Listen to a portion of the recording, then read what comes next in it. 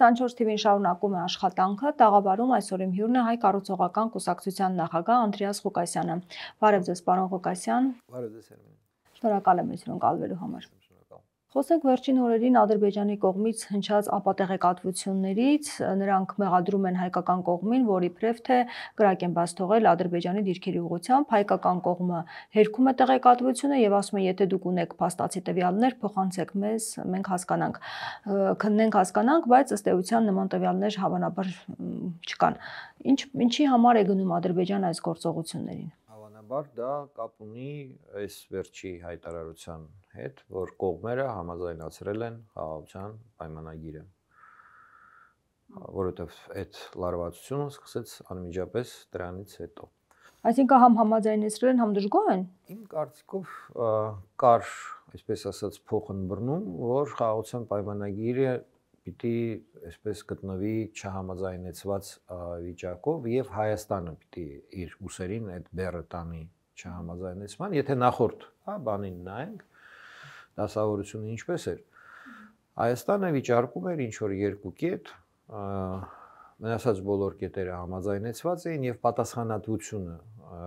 ինչու չի ամփոփվում խաղաղության պայմանագիրը Հայաստանի իշխանությունների վրա էր։ Երբ որ Հայաստանի իշխանությունները հայտարարեցին, որ համաձայն են, Ադրբեջանի ղեկավարությունը ստիպված եղավ նույնպես արձանագրել։ Առաջինը բայց իրենք էին ասել, որ համաձայնեցվել է բոլոր կետերը։ Այո, բոլոր կետերը եւ այստեղ նոր իրավիճակ ստեղծվեց։ Ամբողջ կարելի է ասել առնչություն ունեցող,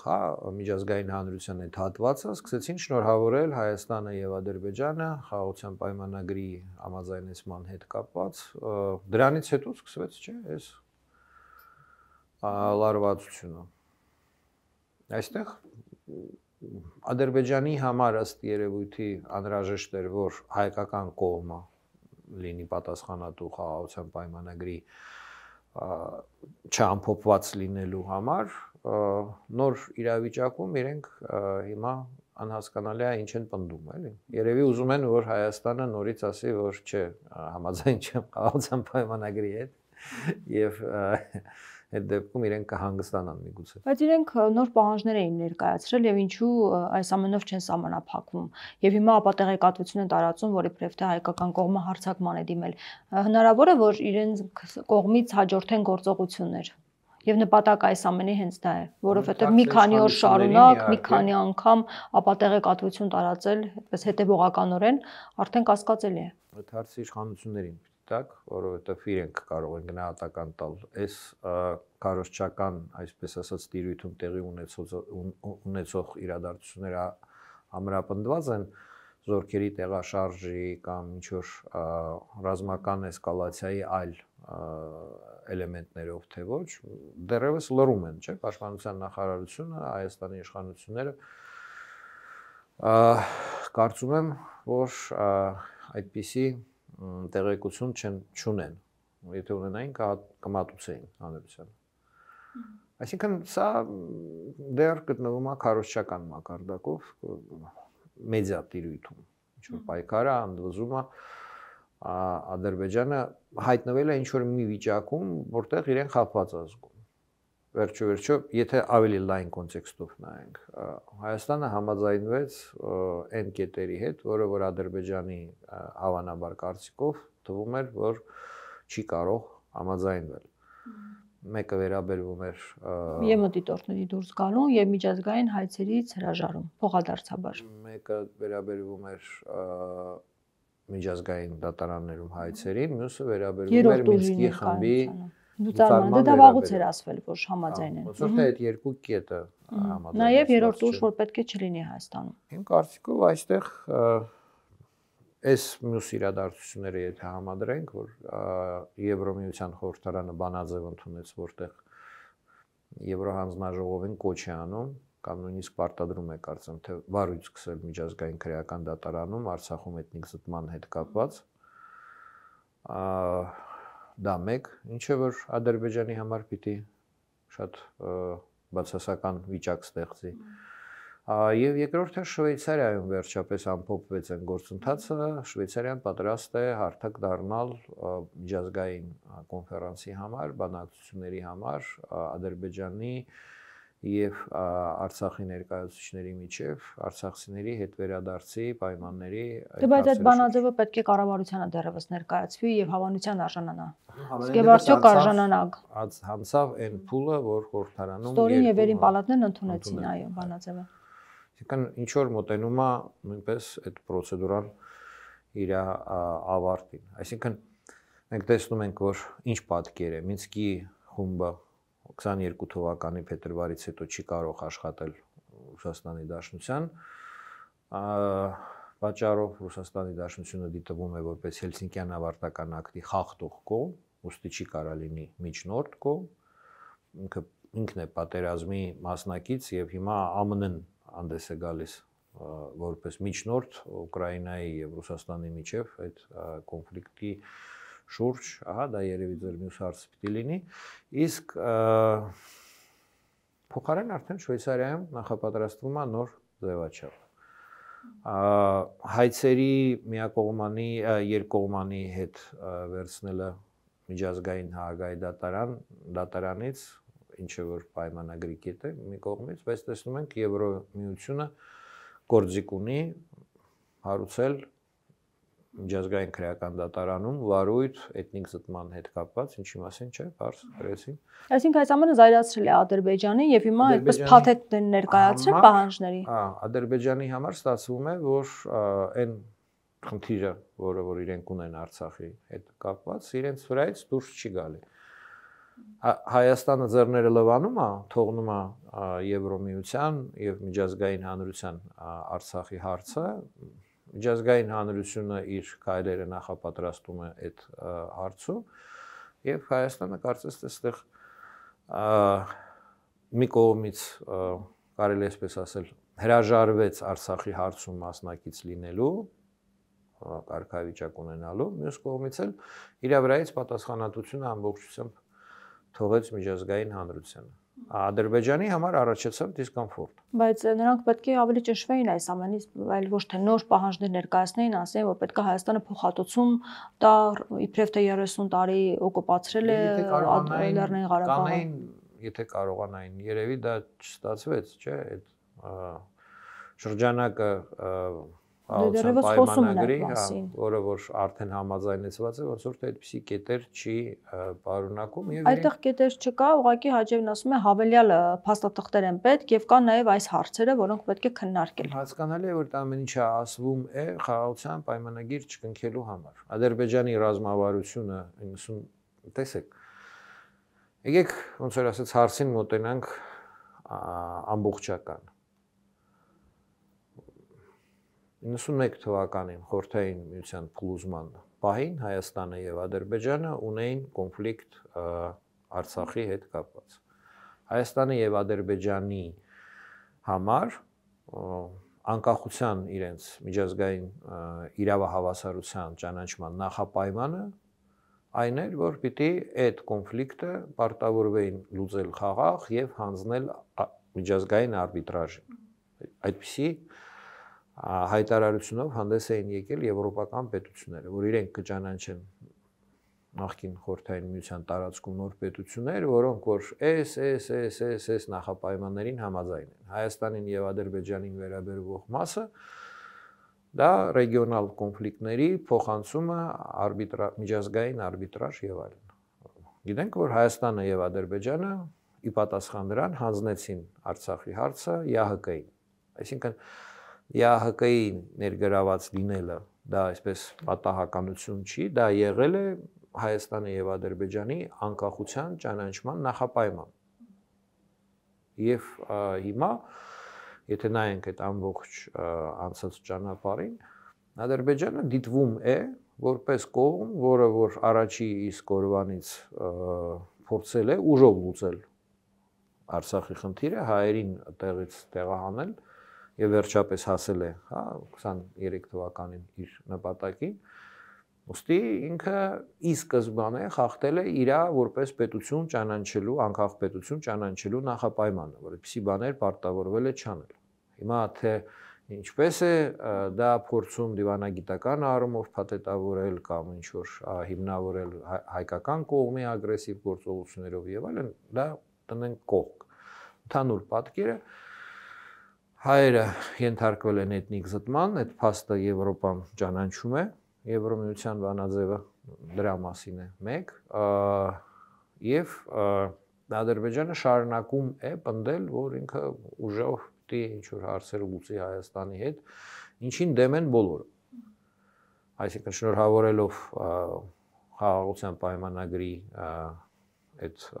ավարտը, հա, համաձայնեցումը, բոլոր այդ պետությունները ըստ էության մատնանշում են, որ դեմ են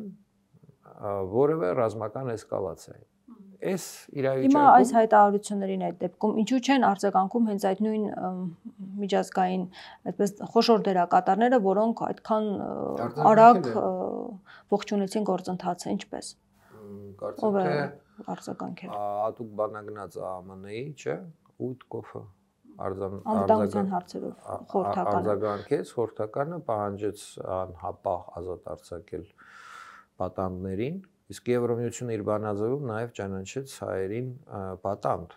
նույնիսկ ոչ թե գերի, այլ պարզապես պատանդ։ Ես նկատի ունեմ Ադրբեջանի այս նոր պահանջները, որոնք առաջ է քաշում համաձայնագրին համընթաց, ինչու չեն անմիջապես ստորագրել խաղաղության պայմանագիրը։ Այսինքն դա արձագանք էր Ադրբեջանի այս ընդվզմանը, այս իր այսպես ասած պորտմանը իրավիճակը ինչ որ փոխել։ Իր համար ստեղծվել է իրավիճակ։ Հայաստանը ձեռներ լված դուրս եկավ գործընթացից, Եվրոմիությունը փորձում է այդ գործընթացը վերցնել իր ձեռքը։ Հենա Շվեյցարիայի նախաձեռնությունը ձևաչափի առումով հենա դատարանի հետ կապված, արցախցիների վերադարձի հետ կապված հարցերից նկատի ունեմ համաձայնագրի հարցը Ադրբեջանի համար։ Դե այո, բայց համաձայնագրի հարցը մնում է, դեռևս ժամը օրը պետք է պայմանավորվեն, այդպես էլ չեն պայմանավորում եւ դրան հավելյալ նոր պահանջներ են ներկայացնում, ասում է ադրբեջանցիները պետք է գան Հայաստան, իդեպ նորից խոսել է այդ մասին։ Պահանջում է ինչ, այդ ներկայացուցիչի իր շուրթերով պահանջում է առանց նախապայմանների հիմա ստորագրել հնարավորինս արագ։ Հիմա ինչ կփոխի այս պահանջը, կարծում եք, Ադրբեջանը կարող է արհամարել այս հայտարարությունները, պահանջները։ Ադրբեջանը նաև այն իրողությունը ունի, որ հուլիսի 7-ին ԱՄՆ-ն իր ինչ որ մի զորախումբ տեղափոխում է Հայաստան, այս տարվա հուլիսի 7-ին։ Դրանից հետո առհասարակ որևէ ռազմական, այսպես ասած, ուժային դիրքերից Հայաստանի հետ խոսալ գեր ավելի դժվար։ Հուլիս ամսին է փոխադրելու։ Հուլիսի 7-ին կարծեմ թե զորավարժություններ պիտի լինեն զար այդ ռազմական բազայում, զար գյուղում տեղակայված, այնտեղ այդ զորավարժությունների հետ կապված 151 միավոր ռազմական տեխնիկա տեղափոխվելու է Եվրոպայից Վրաստանի տարածքով Հայաստան, ոնց որ թե դա արդեն հաստատված ընդունված որոշումներ են։ Այդ մասին բայց չի հրապարակվել։ Հրապարակվել է։ Դա այն հայ-ամերիկյան համաձայնագրի շրջանակներում է լինելու, որ խումբ պետք է գար եւ սահմանային այդպես, բայց նրանք ավելի շատ վերապատրաստման այդպես գործառույթ ունեին։ Զորավարժությունը վերապատրաստում է։ Վերապատրաստման գործառույթ է։ Բայց այս համաձայնագրով երրորդ ուժ չպետք է լինի Հայաստանում։ Պիտի տեսնենք ինչի նկատի ունեն, միգուցե հենց դրա համար էլ Ադրբեջանը ինչ որ պորտկումներ է մատուցում, շատ բաներ կարող են լինել, բայց այս դասավորությունը համաձայնվեք Ադրբեջանի համար մի խոսքով ակնհայտ դիսկոմֆորտ է, ինքն էլ, այսպես ասած, բողոքում է։ Բայց ինչով է դիսկոմֆորտ։ Ինչ է ուզում, որ չի ստացել Ադրբեջանը։ Թեև այո, հավելյալ բաներ կան, բայց ամեն դեպքում առաջնային խնդիրը, որը դրվել էր իր առջև, բանաձևեր չընդունի։ Ուզում է, որ Շվեյցարիան նման որոշումներ չկայացնի։ Ուզում է, որ ամբողջ աշխարհը ասի, որ հայերի էթնիկ զտումը արել եք, լավ եք արել, ապրեք, արեք ձեզ մեդալ։ Էդ է ուզում։ Բայց դրա փոխարեն առնչվում է ուրիշ իրողության հետ, որ իր դեմ ուզում են հարուցել քրեական վարույթ, միջազգային քրեական դատարանում, արցախցիների իրավունքների վերաբերյալ ուզում են նոր ձևաչափ ստեղծել եւ Հայաստանի վրա հարձակվելու հարցում բոլորը կոնսենսուսով ասում են ման բան չանես վատ կլինի։ Այսինքն ստեղծվել է ինչ-որ մի իրավիճակ, որը որ Ադրբեջանի համար դրական գնահատել անհնար է։ Հիմա ինչ է լինելու, ինչ եք կարծում, դուք ինչ եք կանխատեսում, այս անորոշությունը ինչպես է ավարտվելու։ Դե պիտի մի քիչ բլբլթա, այսպես ասած Ալիևը անհամաձայնությունը մատուցի, սպասում է հիմա շանտաժ է անում, չէ, ասում է ես հարձակվելու եմ, սպասում է որ ինչ որ մեկը իրեն դրա դիմաց ինչ որ մի բան առաջարկի, ինչ որ մի հարց մեղմացնեն եւ այլն, որովհետեւ շատ չոր են, այսպես ասած, սկսել Ալիևին դրել են, չէ, շատ, այնպես այսպես ասած մի շրջանակի մեջ, որ իր համար ակնհայտ է, որ դրական չի էլի։ Բայց մենք հիշում ենք, երբ որ արցախցիները Արցախում էին, այդ ժամանակ էլ էին բանաձևեր ընդունվում,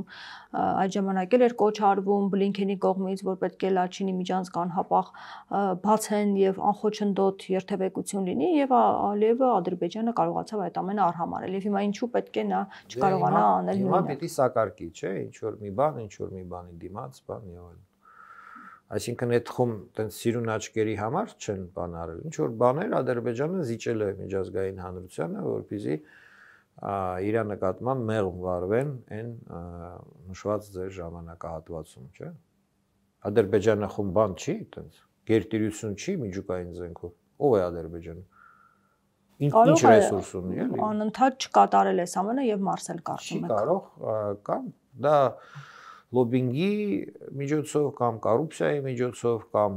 ներգրավելով հիմնականում Ռուսաստանի Դաշնության դերակատարություններ։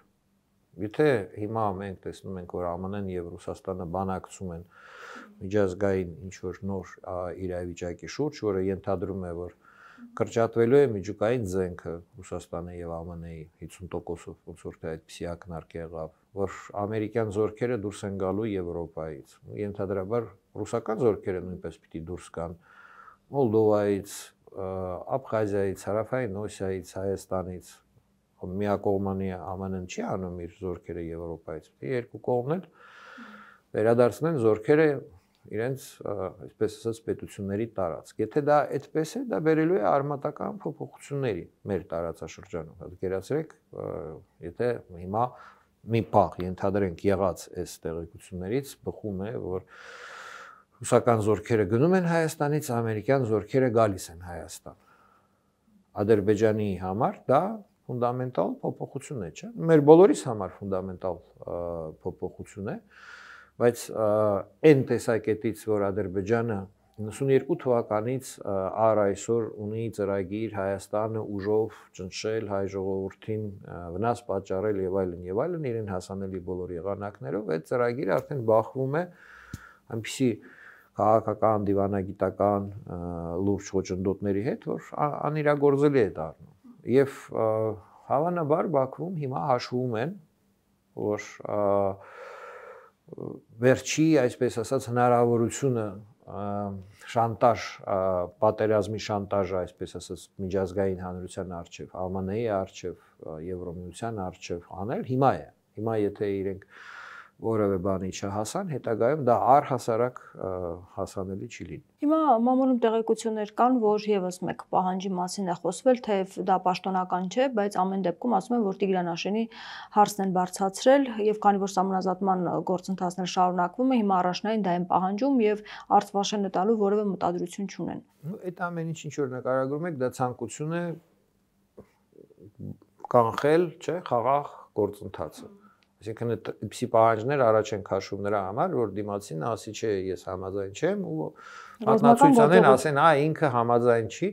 Ես չեմ կարծում, որ ռազմական գործողությունները այդ հնարավորությունը հասանելի է Ադրբեջանին քաղաքական պատճառներով եւ այլն։ Կարծում եք չի գնա նման քայլի։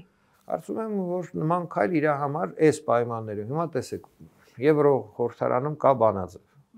Վարույթ հարուցել միջազգային քրեական դատարանում անապահ գերիներին, պատանդներին ազատել, դադարեցնել այդ շինցու դատավարությունը եւ այլն, sense գնահատականներ են տրված։ Նման պայմաններում, եւ սառեցնել համագործակցության մասին էներգետիկ ոլորտում մեմորանդումը եւ այլն։ Նման պայմաններում Ադրբեջանի կողմից էսկալացիայի գնալ արդեն նշանակում է Եվրոպայի հետ լրիվ հարաբերությունները խզելու, հա, ինչ որ մի դրություն ստեղծել եվրոպացիների համար, որ իրենք պիտի որոշում կայացնեն։ Դադարեցնեն գազ առնել, դադարեցնեն նավթ առնել, պատժամիջոցներ։ Դու կարծում ես կդադարեցնեն նրանք, եթե անգամ հարձակում լինի Հայաստանի վրա։ Ես կարծում եմ, որ իրենք այդ գործիքներով փորձում են Ադրբեջանին զսպել Հայաստանի վրա հարձակվելուց։ Եվ երկրորդ հարցը, իսկ յուրաքանչյուր հարձակումը չէ, ինչ որ նպատակ, ուժով ինչ նպատակ։ Դե հիմա իրենք այդ ճանապարհի հարցն են ուզում։ Սյունիքն է, այսպես ասած, թիրախում, ինչի մասին 2 օր առաջ խոսել էր նորից Ալիևը։ Ունեցող է եվրոպացիների տեսակետից, այսինքն չես կարա որևէ եվրոպական պետության նգաս, ասես ես ճանապարհ եմ ուզում Հայաստանի տարածքով, եթե ինքը չհամաձայնվի, ես հարձակվելու եմ։ Իրենք էլ ասեն, դե հա, էլի ինչ կա։ Պիսի բան չի կարա լինի, պիսի ինչ որ այլ եղանակներով, բայց ցանկացած ուժային գործողություն անելու համար հարկավոր է ունենալ ՄԱԿ-ի անվտանգության խորհրդում մշտական անդամներից մեկը, որը որ քո բարեկամ պետությունն է, որը որ քո բոլոր այդ ուժային գործողությունները վետո կդնի դրա դեմ ցանկացած որոշման եւ քեզ կպաշտպանի այդ ատյանի մակարդակով։ Եթե ԱՄՆ-ն այսօր Ռուսաստանի հետ բանակցությունների մեջ են եւ Ռուսաստանը դառնում է կաշկանդված, այդ առումով Ադրբեջանին ՄԱԿ-ի անվտանգության խորհրդում ով պիտի օժանդակի իր ռազմական գործողությունների, այսպես ասած, սկսելու դեպքում ինքը ով ունի այնտեղ, ինչ աջակիցներ ունի, որ վետո դնեն։ Դա Չինաստանը չի անի։ Մենք հասկացանք, որ Չինաստանի արձագանքը Կայունության պայմանագրի ամփոփման վերաբերյալ դա ուղիղ Չինաստանը ասում է, որ հարձակման դեպքում մենք վետո չենք դնի Ադրբեջանի դեմ բանաձևի, այսպես ասած դեպքում։ Բրիտանիան, Ֆրանսիան դե բնականաբար չեն դնի, ԱՄՆ-ն վետո չի դնի։ Ռուսաստանի հարցն է, Ռուսաստանի ձեռներն էլ եթե հիմա կապված են ԱՄՆ-ի հետ այս բանակցային գործընթացով։ Բայց կարծես թե իրենց օգտին է լինում բանակցությունները ընթանում եւ Զելենսկին է դժգոհ։ Իհարկե պիտի ինչ որ Ուկրաինայի հարցում լինի Ռուսաստանի օգտին, բայց դա չի նշանակում, որ մնացած հարցերում կլինի Ռուսաստանի օգտին։ Նորից հետ վերադառնանք առևտրի տրամաբանության։ Ինչ որ մի բան պիտի տաս, որ ինչ որ մի բան ստանաս։ Հիմա հնարավոր է, որ Ադրբեջանը ձգձգում է այս ամեն ինչը, որ հասկանա թե ինչ է վերջո կատարվելու, որովհետև այդ պատերազմից շատ բան է կախված, 30 օրով հետաձգել են, այսպես ասած, կամ հրադադար են կնքել պատերազմի, համաձայնության են եկել, բայց հետո ինչ կլինի, պարզ չէ։ Չէ, դե պարզ է, որ պատերազմը պիտի փորձեն հրադադարով կանգնացնել եւ առաջանալու է այն իրավիճակը, որը որ կա Հյուսիսային Կորեայի եւ Հարավային Կորեայի միջեւ։ Ուկրաինան չի ճանաչելու ռուսական օկուպացիան, լինելու է հրադադարի ինչ որ մի հատ գիծ, որը որ պիտի գտնվի միջազգային հսկողության տակ այս կամ այն ինչ որ եղանակով։ Հիմա այդ դետալների շուրջ, հա, գնում են բանակցություններ եւ այլն, բայց խոսքը դրա մասին է։ Առանց նախապայմանների հրադադար նշանակում է, որ ուր հասան, այնտեղ կանգնում են, բայց դա չի նշանակում, որ դա օրինականացվելու է կամ ճանաչվելու է։ Այսինքն ձգձգվելու է այս գործընթացը, այսպես կարող է տարիներ ձգձգվի, տասնյակ տարիներ եւ այլն, բայց Ռուսաստանի Դաշնության համար կձևավորվի նոր դրություն։ Կլինի շփման գիծ, հրադադարի գիծ, եվրոպական զորքերը կանգնած կլինեն ուկրաինական զորքերի հետ միասին այդ գծի վրա, դեմ է հիմա Ռուսաստանի Դաշնությունը դրան, բայց դրան է գնում, այսպես ասած, ընդհանուր process-ը։ Եվ հələ այդ որպեսզի այսպես կանգնացնել պատերազմը, Ռուսաստանը պիտի համաձայնվի ինչ որ այլ զիջումների։ Ենթադրենք Պրիդնիստրովիայից իր զորքերը դուրս բերի, Աբխազիայից դուրս բերի, Օսիայից դուրս բերի, Հայաստանից դուրս բերի եւ այլն, որտեղ սիրուն աչքերի համար չի ոչ մի բան արվում, ինչ որ մի բանի դիմաց։ Բացի այդ, եւ ամերիկացիները բնականաբար պնդում են, որ միջուկային զենքը պետք է կրճատվի, այն զենքը, որով որ Ռուսաստանը չէ, սպառնում էր այս ամբողջ ընթացքում, որ կկիրառի ինչ որ Ուկրաինայի հաջողությունների դեպքում պատրաստ է միջուկային զենքով պատասխանել եւ այլն։ Այդ ամբողջը, այսպես ասած, օրակարգ է եւ այդտեղ ներբությունը ինչումն է, որ կան հարցեր, որոնք որ ԱՄՆ-ն եւ Ռուսաստանը բանակցում են հավասարի պես, դա մի ձևաչափ է, այդ հարցերը միջուկային զենքի կրճատման հարցերն է, զորքերի դուրսբերման հարցերն է, հա, անվտանգության միջազգային եւ այլն։ Եվ կան հարցեր ձևաչափ, որը որ վերաբերվում է Ուկրաինային։ Իսկ այդտեղ ԱՄՆ-ն ինչ կարգավիճակով է հանդես գալի, միջնորդի, չէ՞։ Որպես միջնորդ, որպեսզի լինի այդ կարգավիճակով, ԱՄՆ-ն մակում չեզոք դիրք գրավեց, այլևս ագրեսոր չանվանեց Ռուսաստանին, որտեղ որպես միջնորդ հանդես գալու համար պիտի լինի այդ կարգավիճակին համապատասխան պայմաններ, որ ինքը չեզոք է, ոչ Ուկրաինայի կողմից է, ոչ Ռուսաստանի կողմից է։ Էլի ինչ որ գործողություններ Ամերիկայի Միացյալ Նահանգները իրականացրեցին, տեղեկացրեցին բոլորին, որ եթե Ռուսաստանի հետ այդ ձևաչափը մտնի արդեն վերջնական ուժի մեջ, նաև ԱՄՆ-ն իր ռազմական օժանդակությունը կդադարեցնի Ուկրաինային, այդ հետախուզական տվյալների տրամադրումը, չէ՞, մի պահ կանգնացրեց, հետո նորից վերսկսեց։ Այդ ամբողջը պայմանավորված է այդ կարգավիճակով միջնորդի, որ միջնորդ չես կարող միջնորդ լինես եւ կողմերից մեկին օգնես, չէ՞, պիտի չեզոք, այսպես ասած, դիրքում գտնվես։ Դա տարբեր ձևաչափեր են։ Նույն ԱՄՆ-ն է, ենթադրենք 2.5 ժամ խոսում են հեռախոսով, 1.5 ժամ խոսում են հավասարը հավասարի պես երկկողմ հարցերով, իսկ մյուս մի ժամը խոսում են ենթադրենք արդեն պատերազմի կողմ Ռուսաստան եւ միջնորդ պետություն ԱՄՆ, որ այդ պատերազմի ենթադրենք ավարտի բերելու հարցերը եւ մյուսը։ Այս իրավիճակը իհարկե Ռուսաստանի համար դրական չի ի սկզբանե, ինքը ոնց որ ասած այդտեղ դիվանագիտական առումով իջնում է միջնորդի դիրքը ԱՄՆ-ի իրեն ավելի բարձր հնարավորություն է տալիս, քան պատերազմի կողմ Ռուսաստանը ինչ որ ունի։ Եվ այդ ամբողջի մեջ իհարկե Ռուսաստանը պիտի գնա զիջումների, հանուն Ուկրաինայում գրանցելու ինչ որ մի արդյունք պիտի ցանկացած զիջումների գնա։ Նաև պատրաստ է իր ընդերքը ԱՄՆ-ին, չէ, հատկացնել, լսեցինք։ Դե բայց Ուկրաինայի վիճակն էլ մխիթարիչ չէ եւ դժգոհ են այս ամենից հենց Ուկրաինայում եւ նույնիսկ Զելենսկին չէ մասնակցում բանակցություններին։ Դա էլ ԱՄՆ-ն օգտագործեց, որպեսզի այս մյուս կողմը բերի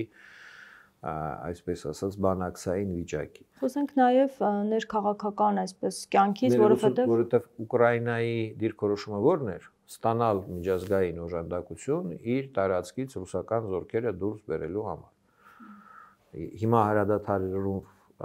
շփման գիծը կանգնացնել նշանակում է, որ այդ ծրագիրը իրականացվելի չի լինի Ուկրաինայի համար տարիներ շարունակ։ Խոսենք նաև ներքաղաքական կյանքից, որովհետև բավականին ակտիվ է, առջևում թիմ ընտրություններ են Գյումրիում եւ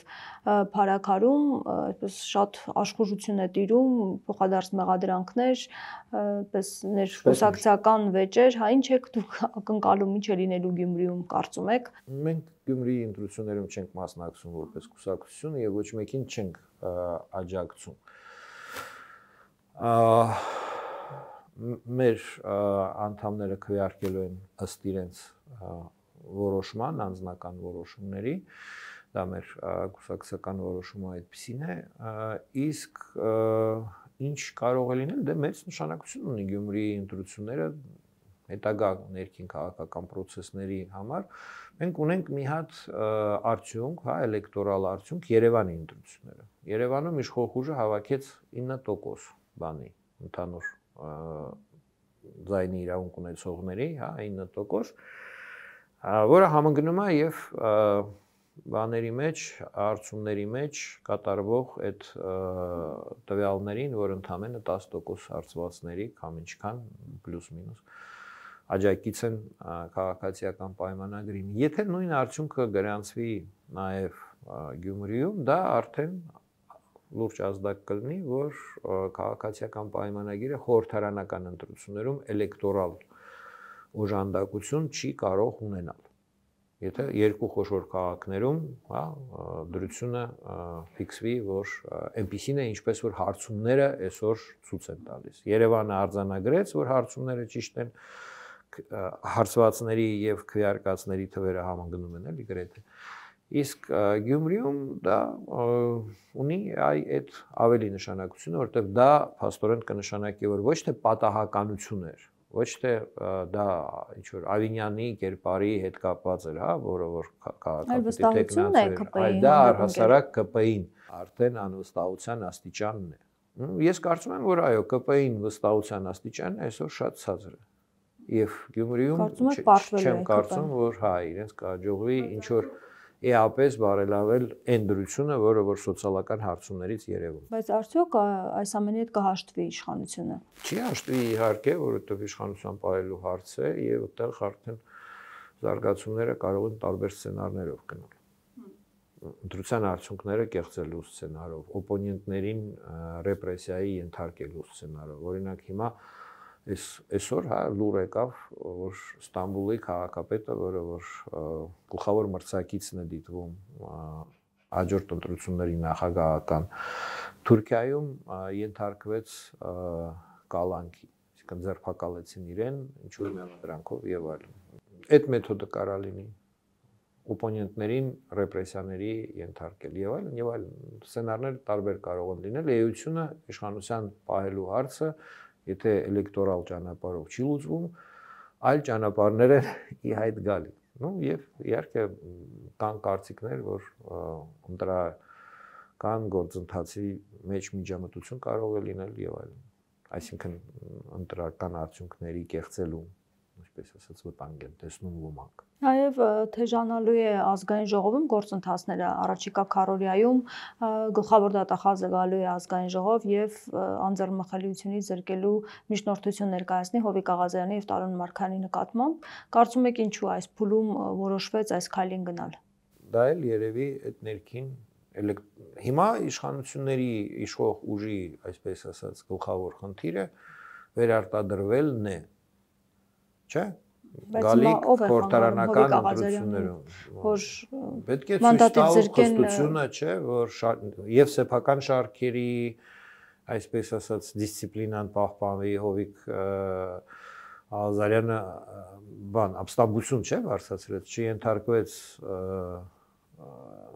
կուսակցական որոշմանը, մանդատը վայր չդրնեց եւ այլն դուրս եկավ ֆրակցիայից։ Հիմա պիտի իշխող ուժը ցույց տա, որ ինքը հետևողական պատժում է այդ մարդուն եւ այլն։ Եվ միաժամանակ էլ միշտ կա այդ տպավորությունը իշխանությունների մոտ, որ որքանով իրենք խստություն են ցուցաբերում ինչ որ մարդկանց նկատմամբ, հա, քրեական հետապնդումներ, այդքան իրենց վարկանիշը բարձրանալու։ Անկամ եթե իրենց թիմակիցն է։ Իրենց այն թիմակիցն է, որը ապստամբեց իրենց դեմ եւ պետք է դրա համար պատժվի։ Իսկ Տարոն Մարգարյանին երևի դիտում են որպես հա իրեն ինչ հիմքով նախորդ ինչ որ գործերի հետ կապված հողատարածքների հետ կապված ինչ որ հարց է։ Հողատարածքներ հետ վերադարձնենք հատիկ առ հատիկ եւ այլն այդ դրամաբանության մեջ չէ։ Եթե այն մեղադրանքները, որոնք ներկայացվում է Հովիկ Աղազարյանին, դրանք կային, ինչու հիմա այդ մասին հիշվեցին։ Այսինքն երբ որ ընտրություններ են գալիս դրա համար նաեւ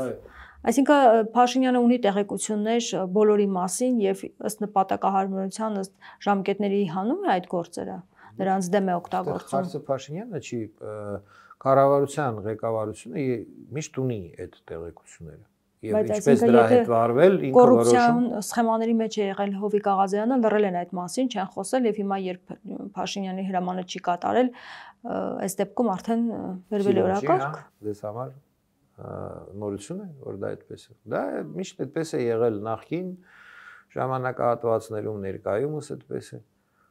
Այսինքն դուք հիմա Այսինքն խնդիրն այն է, որ գիտեն, որ նման բաներ է արվում եւ լռում են։ Դա կոչվում է սելեկտիվ արդարադատություն, չէ՞։ Այսինքն որ հետապնդումները օգտագործվում են քաղաքական անհրաժեշտությունից ելնելով եւ ոչ թե դա այսպես անաչառ պայքար է կոռուպցիայի դեմ եւ այո դա բոլոր գիտեն մեր հանրության համար այդ ինչ նորություն Հիմա անաչառ պայքար չի մղելու Փաշինյանը երբ որ ամենօրյա ռեժիմով խոսում արդեն բաներ կան չէ այդ հատիկ առ հատիկ վերադարձնա դիտորդ կազմակերպությունների տարբեր այդ մարդու իրավունքների պաշտպանության կոռուպցիայի դեմ պայքարի միջազգային կազմակերպությունների բաներ կան հետազոտություններ կան Հայաստանում օրինակ կոռուպցիայի այդ ընկալման ռեյտինգը բարձրացավ վերջի տարիներին սկզբից անկում ունեցավ հետո էլի բարձրացավ, չէ՞, հետ եկավ վերադարձավ համարյա նույն մակարդակի։ Այսինքն այդ իրավիճակը ազդանշան է իշխող ուժին, որ պետք է հատիկ առ հատիկ եւ այլն այդ բաները, այսպես ասած, խստացնել։ Բայց այդ հատիկ առ հատիկը կարծես նախկիններին է վերաբերում, ներկաներին էլ է վերաբերում։ Դե իրենք պիտի ցույց տան, որ բոլորին է վերաբերվում եւ այլն։ Հիմա Հովիկ Աղազարյանով դա ապացուցում են։ Երևի Հովիկ Աղազարյանը իրենց թիմի այն ամենա ոչ կարևոր անդամներ, ում իրենց կարծիքով կարելի էր զոհաբերել, որտեղ վտեղել չէ, հարց է առաջանում, ենթադրենք 50 հոգու ցուցակ կա, ցանկացածին էլ կարող ես ինչ-որ մի բանի համար քրեական հետապնդման ենթարկես, ում ենթարկես։ Այդ դեպքում ինչ չափանիշով է ղեկավարվում կուսակցապետը, որը որ եւ ինչ չափանիշով է կառավարության ղեկավարը։ Նա հիմա մեջներից ով է ամենա ենթադրենք անպետքը, հա, որ դրանից ընդհանուր կորուստը մեծ չի լինի, հա, այդ ընդհանուր իրենց ֆրակցիայի բան եւ այլն։ Եվ այդ մարդուն, այսպես ասած, զոհաբերում են։ Եվ հիմա երբ դատախազը գա, արդեն պետք է քվեարկեն, ելույթներ ունենան եւ այլն։ Բոլորը, այո, կասեն ինչ ամոթ է, Հովիկը ինչ վատնա եւ այլն։ Բոլոր նրանք ովքեր որ իրեն ասում էին դու մեր ընկերն ես, ախպերն ես եւ այլն, հիմա կասեն հակառակը։ Այդ կարծիքով ոչ մեկի համար նորություն չի։ Բայց ինչու՞ կվախենան իրենց կարծիքը հայտնել, ասել, որ իրենք համաձայն չեն այս տարիներից դա այդպես է եղել։ Ղեկավարությունը ցանկացած մեծ փոքր հարցում որոշում է կայացնում, մնացած պիտի համաձայն լինեն, ով համաձայն չի, գլխին կտան կհանեն։ Այդպես չի առհասարակ։ Ինչն էր մեզ հեղափոխությունից հետո մենք ոգևորություն ապրեցինք, մեզ թվաց, որ այդ անցյալի հետ Հայաստանը հրաժեշտ է տալիս, բայց չէ։ Այդպես չի։ Այդ անցյալը շարունակում է վերարտադրվել արդեն նոր իշխող ուժը այդ հին մեթոդներով։ Հիմա այս ամենը կօգնի ընտրություններին Փաշինյանը վերարտադրվելու համար, ինչը որ հիմա ինքը անում է։ Իրենք մտածում են, որ կօգնի, չէ՞։ Իրենք ինչ են անում, որտեղ մտածում են, որ կօգնի, հնարավորություն է տալիս ասել, որ մենք մեր շարքերը մաքրում ենք կոռուպցիայից եւ այլն եւ այլն։ Մենք ոչ մեկին չենք խնայում։ Իսկ դա ազդում է ժողովրդի վրա, կարծում եք։ 10%-ի վրա ազդում է, չէ՞, տեսնում եք։ Հարցումները ինչ են ցույց տալիս, որ 10%-ը շարունակում են 11% ազդվել նման բաներից 11%, էլի։ 89%-ի վրա արդեն չի ազդում։ Սա իրողություն է, բայց հիմա իշխող ուժը այդ իրողության հետ ոնց բան անի։ Տեսեք, եթե իշխող ուժը ճանաչեր այդ իրողությունը, ընդուներ, որ այդ իրողությունը այդպիսին է, եւ դրանից ելնելով քայլեր աներ, ինքը արդեն ուրիշ ռազմավարություն իրականացներ։ Ենթադրենք ոչ թե հույսը կդներ, որ ընտրություններում կվերարտադրվի, այլ կփորձեր օգտագործել իր ներկա կարողությունները։ Մենք մի անգամ դա քննարկել ենք։ Իշխող ուժի կարողությունների մեջ է ենթադրենք Փաշինյանին ընտրել նախագահ։ Կարողությունների մեջ է, կար, չէ՞, իրենք այդ իրենց սաստավով հավաքվեն, Հովիկին էլ, այսպես ասած, մանդատից զրկեն, փոխարեն ինչ որ ուրիշ մեկը գա, որտեղ այնտեղ 2/3 ոնց որ հարց կա եւ ինչ որ ռակիրովկա անեն այդպես կամ համանadrության փոփոխությունների նախագահի լիազորությունների վերաբերող հարցերը էլի չեն պահանջում հանրակրվե կամ բան, դա կարող են խորհրդարանով անել։ Եթե այդ ճանապարհով չեն գնում, ուրեմն հələ սպասում են Գյումրիի ընտրություններին, արդյունքների, որ իրենք էլ գնահատեն, իսկ իրավիճակը իրականում ոնց է։ Չարչարվում են, աշխատում են, համոզում են, փոփոխություն կլինի, գոնե 14% կամ 15% կստանան ընդհանուր, հա, նկատի ունեմ ձայնի իրավունք ունեցող ընդհանուր թվից։ Կարող է մարդիկ քիչ գնան ընտրության։ Երևանում ինչպես եղավ 9% ընդհանուր քանակից, բայց քանի որ ընտրության մասնակիցները ընդամենը 30 քանի տոկոս էր, այդ 9%-ը դարավ 40 քանի տոկոս, չէ՞։ Նույնը եւ հիմա Գյումրիում պիտի նայեն, հասկանան եւ դրանից եզրակացություն անեն ոնց շարժվել։ Հələ որ իրենք հույսով են, որ կարելի է պայքարել էլեկտորալ դաշտում, սպառված չեն հնարավորություններ, այսինքն PR միջոցներով քաղաքականությունը մատուցելով, ոնց են իրենք там եւ այլն այդ անուն նոր քննարկեցինք, բայց դեռ հույսով են, որ չեն պարտել։ Մի քանի օրից པարզ կլինի։ Ես էլ եմ կարծում, որ այդ հարցը կյանքը կապրենք տեսնենք, այսպես ասած, այդ բանաձևով տեղ ով ինչ կարար ասել է, ով ինչ կարար արել է, արդեն ավելացնելու բան չկա, քաղաքացիները պիտի գնան վերջնակետը դնեն այդ պատմության մեջ։ Շնորհակալ եմ զրույցի համար։ Զրուցում էի Հայ կառուցողական կուսակցության նախագահ Անդրեաս Ղուկասյանի հետ։ Շարունակեք մեզ հետևել, կհանդիպենք։